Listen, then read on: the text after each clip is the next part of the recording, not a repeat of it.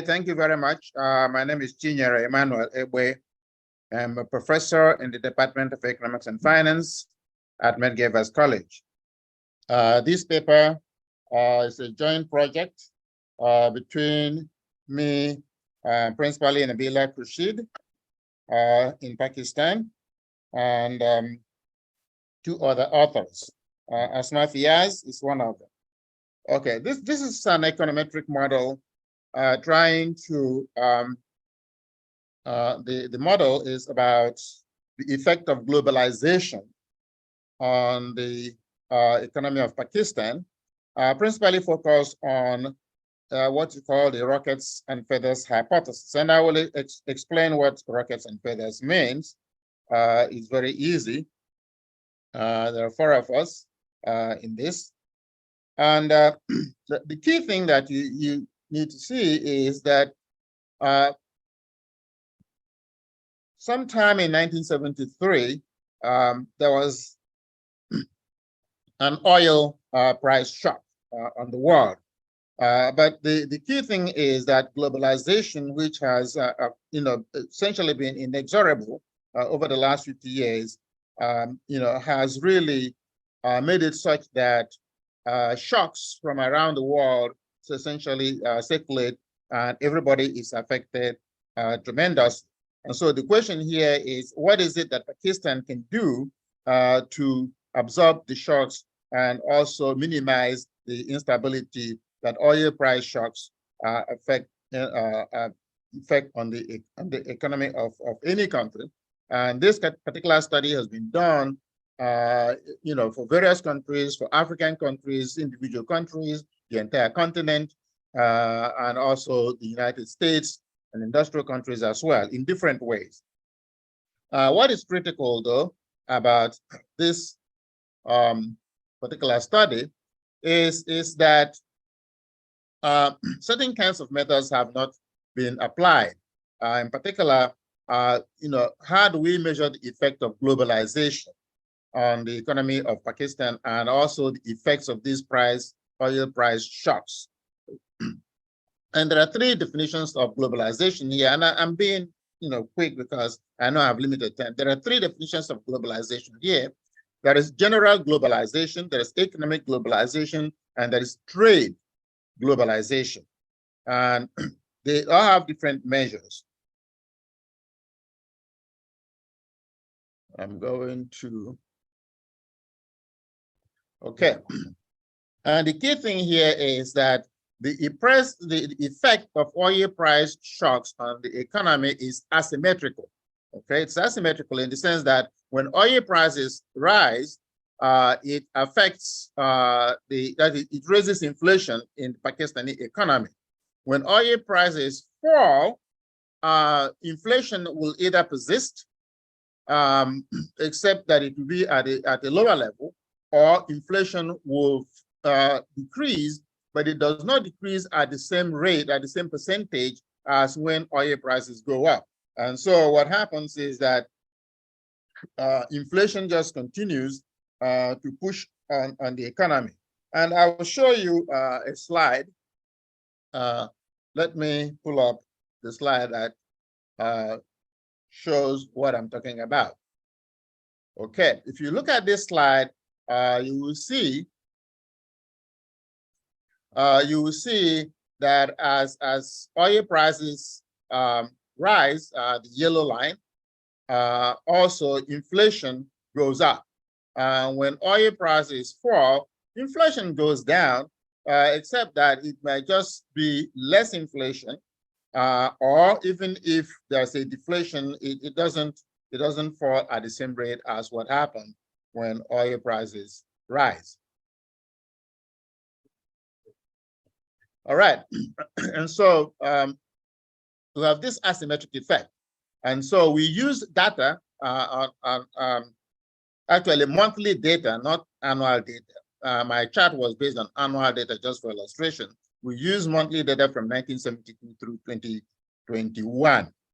And also we use information on real exchange rates and inflation in Pakistan from 1972 to 2021. Our econometric method was a non-linear autoregressive distributed lag model, which is a complex model. And our studies suggest that alternative policies really need to be considered very seriously in Pakistan. And furthermore, that more sustainable energy forms need to be developed. As you can see, that appears to be the trend around the world. Because the economy is highly dependent, that is the developments in the economy in terms of growth and inflation highly reflect oil prices and the consequences such that it reduces unemployment, it increases unemployment, reduces investment, reduces the purchasing power of people as oil prices go up. And so the variables are there. Inflation is the dependent variable. Okay. And again, as I said earlier, oil prices have a significant negative impact on inflation, and also the effect is asymmetric. All right. Now, the effect of oil prices also occurs through what you call exchange rate pass-through, because the change in oil prices also affects exchange rates of Pakistan adversely. And so part of our estimation, which again is an econometric thing, and I don't think that this audience is where I want to really present arguments about econometric methodology. I just want to focus on policy, but we did quite a bit of work on this. Now, so this is the basic model. As you can see, this basic model does not reflect the autoregressive modeling. So we use this model essentially to show generally the effect of oil prices and different kinds of globalization. You can see, for example, GLOB represents globalization, and E-GLOB is economic globalization, and T-GLOB is trade globalization. You can see some measures of the variables, real exchange rates, and income per capita. That is a schematic diagram of the modeling. And okay, now this is the model that reflects the autoregressive equations that we use. If you want to really follow an explanation of the autoregressive modeling, and we tested for unit roots and stability of the system, you can read the main article. I'll gladly provide it if whoever wants to read it. Okay. You have only 5 minutes to finish. Okay, 5 minutes. All right. So let me skip all that technicality. All right. So now we tested the rocket and feather hypothesis. I mean, the idea of rocket and feather is simply that when oil prices go up, inflation just skyrockets. But when oil prices come down, inflation kind of like falls, but very slowly and doesn't fall in the same magnitude. Now, what our model, the estimation showed is that when real exchange rates decrease, consumer prices also decrease. But when real exchange rates increase, the consumer prices decrease, but by less.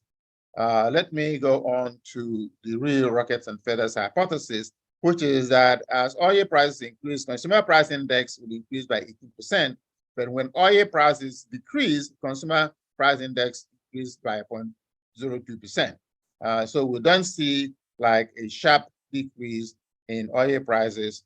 And so our results lend support to the asymmetric effect on consumer price index and also on the rocket and feather hypothesis.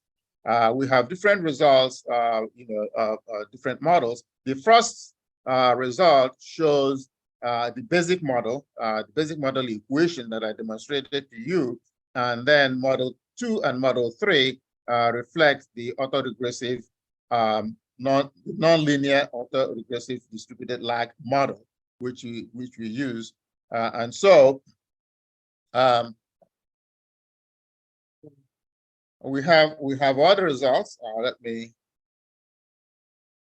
show you, for example, that when oil price increase, inflation increased by 0.158%, but when oil price decreased, inflation increased by 0.04%. Still, inflation persists instead of having much less inflation.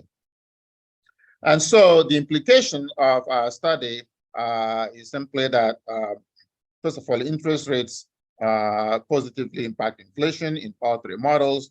And then we suggest some kind of a stabilization of exchange rates in Pakistan so as to reduce uncertainty and also to as a method of controlling or managing inflation levels. And the oil price fluctuations create uncertainties. And one thing that you know is that over the last 50 years or so, oil prices have been particularly volatile. And so the volatility also affects the economy. And given that Pakistan is highly integrated globally in everywhere, the effect on Pakistan is remarkable. Okay, these are some of the results of the models, Model 1, Model 2, and Model 3. These are long-run results, these are short-run results. They all reflect the same thing. The long run does not change much in the sense that the inflationary impact persists for a while. Okay, and that is the end of my presentation. I wish I had more time to